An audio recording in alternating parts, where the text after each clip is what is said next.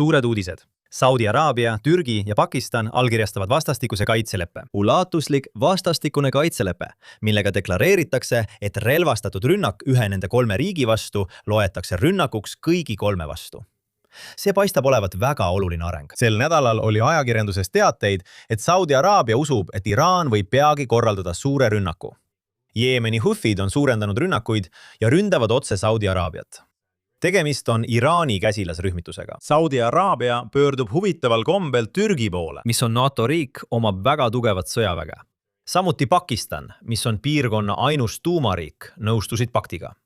Türgi välisminister Hakan Aydon ütles, et see on tehniliselt võrdväärne NATO 5. artikliga, mille kohaselt loetakse igat rünnakut Saudi Araabia vastu ka rünnakuks Pakistani ja Türgi vastu.